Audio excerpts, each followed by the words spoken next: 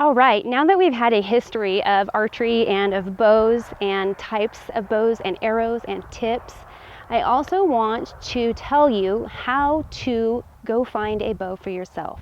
And the basic, most easy thing you can do is simply head to a local archery shop and ask the archery technician to help you.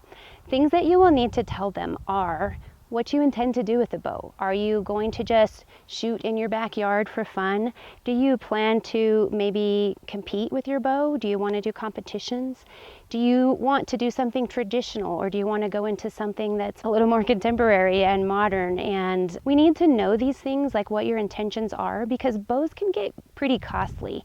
You can hunt with a compound bow. You can also hunt with a longbow or a recurve bow. There are local laws, so I do recommend, if you decide you want to get into hunting, you're going to need to take a hunter education course. And so before you go and spend thousands of dollars on a bow, you want to know what your intention is. Before you head into the archery shop, you also need to know not whether you're right or left-handed, but whether you are right eye dominant or left eye dominant.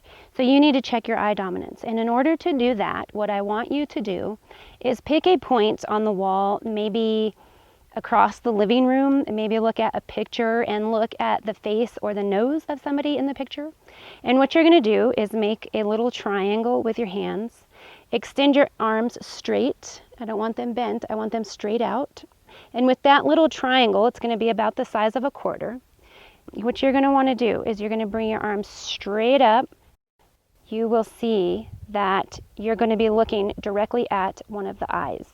And if you're looking at the right eye, then you're right eye dominant. If you can't really tell, close one eye. Close your left eye and see if you can see that face with your right eye. Or if you close your left eye and you can't see it at all, then you know you're left eye dominant. When you're shooting a bow, you're going to be shooting instinctive without a bow sight. So we want to have our instincts with our dominant eye are going to help that arrow go straight to the target. When you're finding a traditional bow, they can be pretty pricey too. I mean, a few $100s up to $1,000 depending on what you're getting in a traditional bow. So you need to really determine what you're going to be doing. You can also, if you plan to hunt with a traditional bow, you can find takedown bows, and those are bows that come apart so you can pack them into your pack.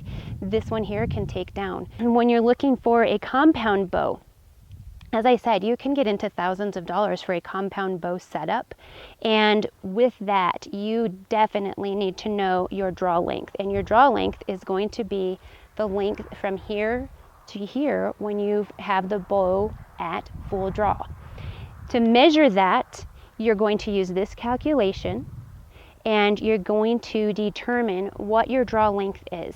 Your bow tech at the archery shop can help you with this, but if you already know your draw length, when you go in there, you're going to be a step ahead of the game. Something else, when you start out with a compound bow or a traditional bow, you need to know how many pounds you're going to be pulling back. You're going to be drawing that draw weight, and they should have bows there that you can pull to kind of get an idea of how much you can pull. One thing about it is when you're just starting, those muscles, you haven't used them, but they develop fast. And so if you spend $1,000 on a bow and then your muscles developed and you outgrew it and you plan to go hunting with it, then you just wasted a bunch of money. So we wanted to make sure that we check those things. Something else is, I mentioned how they are adjustable, these here. The draw weight is adjustable, and so you can have some wiggle room. Depends on the bow.